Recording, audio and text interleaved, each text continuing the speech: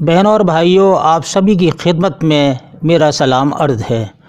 دوستو، آپ دیکھ رہے ہیں خورشید خان کا اردو ادب چینل۔ دوستو، آپ کی طرف سے ہمیں بہت سارے میسیج بھی ملتے ہیں اور لوگ فرمائش بھی کرتے ہیں کہ ویسٹ بنگال ٹیٹ پر آپ ویڈیو بنائیے گا اور TS ٹیٹ یعنی تلنگانہ ٹیسٹ پر بھی آپ ویڈیو بنائیے گا اور UP ٹیٹ اور MP ٹیٹ پر بھی۔ تو دوستو، ہم آپ کے ہر ٹیٹ پہ ویڈیو بنانے کے لیے تیار ہیں، اور یہ بھی بتا دیں آپ کو کہ ویسٹ بنگال اور TS ٹیٹ والوں کے لیے ہم نے گروپ میں پڑھانے کا اہتمام کیا ہے۔ اگر آپ ہمارے YouTube گروپ میں پڑھنا چاہتے ہیں تو آپ ہم سے رابطہ قائم کر سکتے ہیں۔ جب آپ YouTube میں اردو ادب سرچ کریں گے تو سب سے اوپر ہی ہمارا چینل نظر آ جائے گا، یہ والا UA لکھا ہوا، یہ ہمارا ہی چینل ہے۔ اس کو آپ سبسکرائب کریں اور بیل آئیکن کو پریس کریں یعنی دبا لیں اس کو ایک ہی بار، تاکہ ہماری ہر نئی ویڈیو آپ کو پہنچے۔ اور دوستو، یہاں میں یہ بات کہنا چاہتا ہوں کہ آپ ویڈیو کو دیکھنے کے بعد اس کو اپنے گروپ میں ضرور شیئر کریں تاکہ کسی دوسرے کو بھی اس ویڈیو سے فائدہ حاصل ہو سکے۔ تو آئیے آج ہم شروع کرتے ہیں اردو تنقید کے معیار پر ایک ویڈیو علامہ شبلی نعمانی پر۔ یہ پہلا پارٹ ہے اور دوسرا پارٹ اس کے بعد ہم اپلوڈ کریں گے۔ تو اردو تنقید کے معیار علامہ شبلی نعمانی۔ تو یہ سوال ہے کہ نام محمد شبلی اور اپنے نام کے آگے نعمانی کس کی نسبت سے لکھتے تھے؟ یعنی علامہ شبلی نعمانی جو ہیں، شبلی تو ان کا نام تھا اور اپنے نام کے آگے نعمانی کس کی نسبت سے لکھتے تھے؟ A امام ابو حنیفہ کے نام کی نسبت سے، B مولانا فاروق چڑیا کوٹی کی نسبت سے۔ اس میں سے کون سا صحیح ہے یہ ہمیں بتانا ہے۔ تو یہاں ہم آپ کو بتا دیں کہ A والا بالکل صحیح ہے، یہ A امام ابو حنیفہ کی نسبت سے آپ نعمانی لکھتے تھے۔ دوسرا سوال آپ کے سامنے ہے، شبلی کے والد کا نام کیا تھا؟ مجیب اللہ یا حبیب اللہ؟ تو آپ کا جواب ہوگا B حبیب اللہ۔ شبلی نعمانی کے والد کا نام تھا، شبلی نعمانی کے والد کا نام تھا حبیب اللہ۔ شبلی نے سر سید احمد خان کی شان میں ایک قصیدہ بھی پڑھا تھا۔ یہ قصیدہ کس رسالے میں شائع ہوا تھا؟ کس رسالے میں شائع ہوا تھا؟ علی گڑھ گزٹ میں ہوا تھا، تہذیب الاخلاق میں ہوا تھا، ان دونوں میں سے کس میں ہوا تھا؟ تو آپ کا جواب ہوگا علی گڑھ گزٹ۔ اس میں ان کا یہ قصیدہ شائع ہوا تھا۔ اور یہ قصیدہ کب شائع ہوا تھا دوستو؟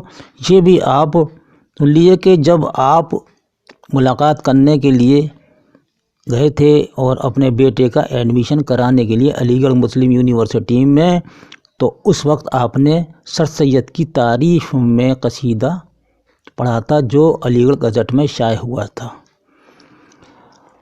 شبلی پیشے سے کیا تھے؟ یعنی شبلی نعمانی پیشے سے کیا تھے، کیا کام کرتے تھے؟ وکیل تھے یا حکیم تھے؟ تو میرا خیال ہے آپ کا سوال بھی صحیح ہوگا، وکیل تھے شبلی نعمانی پیشے سے، لیکن پیشے کو ختم کر کے شعر و شاعری میں آپ نے قدم رکھا اور آگے چل کر آپ اعلیٰ پائے کے تنقید نگار اور شاعر تصور کیے گئے۔ شبلی کو شمس العلماء کا خطاب کب ملا تھا؟ 1890 میں یا 1894 میں ملا تھا یہ خطاب؟ تو آپ کا صحیح جواب جو ہے 1894 میں شبلی کو شمس العلماء کا خطاب ملا تھا۔ اسی لیے آپ کے نام کے سے پہلے شمس العلماء مولوی شبلی نعمانی آپ کا نام ہے۔ اسی طرح سے ڈپٹی نذیر احمد جو اردو کے پہلے ناول نگار ہیں اور اردو کا پہلا ناول مرات العروس ہے، ان کو بھی شمس العلماء کا خطاب ملا تھا۔ شبلی کیا فارسی اور اردو دونوں میں شاعری کرتے تھے؟ دیکھیے بڑا اہم سوال ہے کہ شبلی نعمانی کیا فارسی اور اردو دونوں میں شاعری کرتے تھے، ہاں یا نہ؟ ٹھیک ہے، آپ کا جواب ہمیں چاہیے ہاں یا نہ میں۔ یہ چھٹا سوال ہے تو آپ کا جواب ہوگا ہاں، دونوں میں شاعری کرتے تھے شبلی نعمانی، یعنی فارسی میں اور اردو میں دونوں میں شاعری کی ہے شبلی نعمانی نے۔ 7واں سوال ہے شبلی ابتدا میں یعنی کہ شروع میں، ابتدا کا مطلب ہے شروع میں، اردو میں کون سا تخلص رکھتے تھے شبلی؟ تسنیم رکھتے تھے یا شبلی ہی رکھتے تھے؟ یہ اس کو آپ کو پہچاننا ہے اور صحیح ٹک کرنا ہے کہ کون سا آپ کو تخلص رکھتے تھے، ٹھیک ہے، شبلی اردو میں۔ تو جواب دیجیے گا کہ شبلی جو ہیں ابتدا میں یعنی کہ شروع میں اردو میں جو شاعری کری ہے تو انہوں نے تسنیم تخلص رکھا ہے، تسنیم تخلص رکھا ہے شبلی نے۔ اور فارسی میں جو تخلص رکھا تھا دوستو یہ ہے شبلی، ٹھیک ہے نہیں، فارسی میں ان کا تخلص ہے شبلی۔ اس کے علاوہ انہوں نے کچھ غزلیں بھی پڑھی تھیں، ٹھیک ہے، اس کے مطابق یعنی کہ چند غزلوں میں بھی ان کا تخلص بدل گیا تھا، تو اس میں انہوں نے نعمان رکھا تھا۔ کچھ شعری تصنیف میں انہوں نے نعمان بھی تخلص اختیار کیا تھا۔ تو یاد رکھیے گا اردو میں تسنیم اور فارسی میں شبلی تخلص کرتے تھے ابتدا میں، اور بعد میں پھر ان کا تخلص شبلی ہو گیا۔ 8واں سوال شبلی نے ادارہ دارالمصنفین کب اور کس شہر میں قائم کیا تھا؟ حیدرآباد 1914 میں یا بی اعظم گڑھ 1914 میں؟ ٹھیک ہے، تو یاد رہے کہ شبلی نعمانی کیونکہ اعظم گڑھ میں پیدا ہوئے تھے، اس لیے اعظم گڑھ میں یعنی 1914 میں آپ نے دارالمصنفین قائم کیا، جو یہ ادارہ آج بھی قائم ہے، اور اس میں تراجم ہوا کرتے تھے، بڑی بڑی پرانی یعنی فارسی یا کسی دوسری زبانوں کے اردو میں ترجمے ہوتے تھے، دارالمصنفین ہے۔ دوستو شبلی نعمانی 1 جون 1857 کو اعظم گڑھ میں پیدا ہوئے اور آپ کا انتقال 1914 میں ہوا تھا۔ 9واں سوال ہے شبلی کے چھوٹے بھائی مہندی حسن یعنی شبلی کے چھوٹے بھائی کا کیا نام ہے؟ تو آپ یاد رکھیے گا مہندی حسن۔ تو مہندی حسن ان کا علی گڑھ میں داخلہ کرانے سر سید احمد خان کے پاس کب گئے تھے، یعنی کہ کس سن میں گئے تھے شبلی؟ دیکھیے 1881 میں علی گڑھ گئے تھے شبلی۔ یاد رکھیے گا شبلی نعمانی اپنے چھوٹے بھائی کا داخلہ علی گڑھ مسلم یونیورسٹی میں سر سید کے پاس جب گئے تھے تو عربی میں ایک قصیدہ بھی پڑھا تھا جو علی گڑھ گزٹ میں 15 اگست 1881 میں شائع ہوا تھا، یعنی یہ قصیدہ علی گڑھ گزٹ میں کب شائع ہوا تھا؟ 15 اگست 1881 کے شمارے میں۔ ان میں شبلی کے استاد کون ہیں؟ ان میں شبلی کے استاد کون ہیں؟ مولانا فاروق چریاکوٹی یا ڈپٹی نذیر احمد؟ دونوں میں سے کون ہیں؟ تو جواب آپ دیجیے گا مولانا فاروق چریاکوٹی، یہ شبلی نعمانی کے استاد ہیں۔ اور ان کے بعد آپ کو بتا دیں کہ مولانا ارشاد حسین بھی شبلی کے استاد رہے ہیں۔ 11واں سوال ہے شبلی نعمانی سر سید کے خاص رفیق تھے یعنی کہ دوست تھے، انہوں نے علی گڑھ سر سید کی زندگی میں یا سر سید کی وفات کے بعد علی گڑھ چھوڑا تھا؟ جواب ہے سر سید کی زندگی میں یا سر سید کے انتقال کے بعد۔ تو جواب دیجیے گا کہ سر سید کے انتقال کے بعد شبلی نعمانی نے علی گڑھ کو چھوڑ دیا تھا، یعنی علی گڑھ چھوڑ کر وہ چلے گئے تھے۔ دوستو ویڈیو کو آخر وقت تک دیکھیے گا، اور میں ویسٹ بنگال کے جو ٹیٹ کی تیاری کر رہے ہیں ان کے لیے بھی ہے، اور ٹی ایس یعنی تلنگانہ ٹیٹ والوں کے لیے، اور یو پی ٹیٹ اور ایم پی ٹیٹ کے لیے بھی یہ ویڈیو اہم ہے، اور آپ کے ٹی جی ٹی والوں کے لیے۔ تو آخر وقت تک جڑے رہیے گا اور ویڈیو کو لائک کریں اور شیئر کریں۔ آگے چلتے ہیں کہ شبلی کے چھوٹے بھائی کے انتقال پر، یعنی جس کا مہندی حسن نام تھا، مرثیہ کس نے لکھا تھا؟ یعنی شبلی کے چھوٹے بھائی کے انتقال پر مرثیہ کس نے لکھا تھا؟ تو آپ جواب کیا دیں گے اے اور بی میں، کہ خود شبلی نے لکھا تھا یا سید بلگرامی نے لکھا تھا؟ تو جواب دی خود شبلی نعمانی نے لکھا تھا اپنے چھوٹے بھائی کا مرثیہ ان کے انتقال پر۔ شبلی کی ادبی خدمات کے اعتراف میں کس سلطان نے تمغہ مجیدیہ سے نوازا تھا؟ ترکی کے سلطان نے یا عرب کے سلطان نے؟ تو جواب ہوگا ترکی کے سلطان نے۔ ترکی کے سلطان نے تمغہ مجیدیہ سے شبلی نعمانی کو نوازا تھا۔ 14واں سوال ہے، شبلی نے متعدد علمی، ادبی اور تاریخی موضوعات پر اہم مضامین لکھے۔ یہ مضامین موضوع کے اعتبار سے کس نام سے کتابی شکل میں شائع ہوئے تھے؟ مقالات شبلی ہے یا المامون ہے؟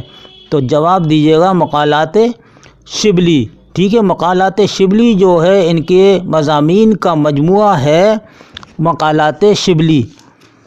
مقالات شبلی کیا ہے؟ ان کے مضامین کا مجموعہ ہے۔ سر سید احمد خان شبلی کی کس تصنیف کی اشاعت کے خلاف تھے کہ اس میں ترکی کی حمایت سے انگریزی حکومت ناراض ہوگی؟ الغزالی ہے یا سفر نامہ روم و مصر و شام ہے؟ یہ بتانا ہے ہمیں۔ تو دوستو وہ ہے سفر نامہ مصر و روم ہے۔ اس کے لیے سر سید خلاف تھے۔ کیوں تھے سر سید خلاف؟ کہ سر سید اس کی اشاعت کے لیے اس لیے خلاف تھے کہ ترکی کی حمایت سے انگریزی حکومت ناراض ہو جائے گی۔ لیکن جب مولانا شبلی نے سر سید کو بتایا کہ اس میں کوئی ایسا ذکر نہیں ہوگا، تو انہوں نے یعنی سر سید احمد خان نے اس کتاب کی اشاعت کی اجازت دے دی۔ شبلی نے سفر نامہ روم و مصر 1893 میں لکھنا شروع کیا، اور 1894 میں پہلی بار شائع ہوا۔ شبلی اس سفر کے لیے 1892 میں گئے تھے۔ یہ سوال آگے آئے گا۔ 16واں سوال ہے، شبلی کی غیر افسانوی تصنیف سفر نامہ روم و مصر و شام پہلی بار کب شائع ہوئی؟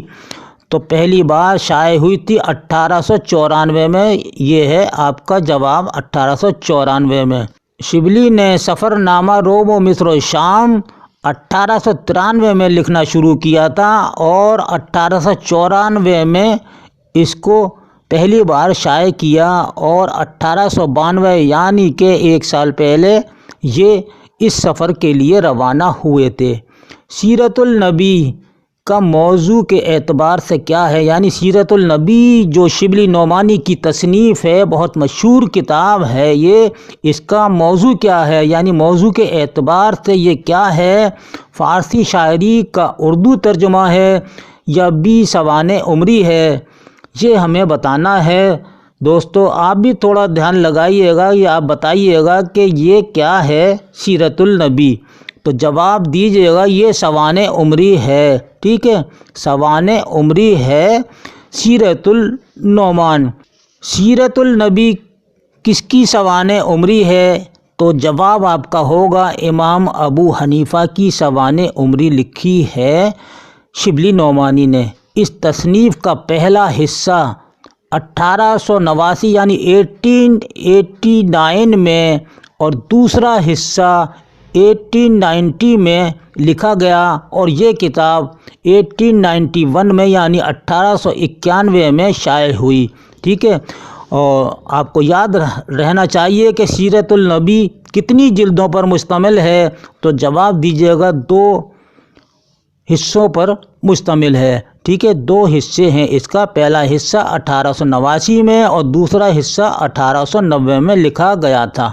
18واں سوال ہے شعر العجم کتنی جلدوں پر مشتمل ہے؟ شعر العجم یہ تنقیدی کتاب ہے، شبلی نعمانی کی بہت مشہور کتاب ہے شعر العجم، اور یہ فارسی میں لکھی گئی ہے۔ اس میں کتنی جلدیں ہیں، ٹھیک ہے نہیں، یہ کتنی جلدوں پر مشتمل ہے؟ تو جواب دیجیے گا 5 جلدوں پر یہ مشتمل ہے، یعنی اس کی 5 جلدیں ہیں۔ 4 جلدیں شبلی نعمانی کی زندگی میں ہی شائع ہو گئی تھیں۔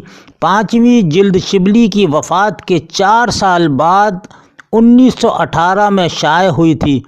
یاد رکھیے گا دوستو کہ 4 سال بعد اس کی 5ویں جلد شائع ہوئی تھی۔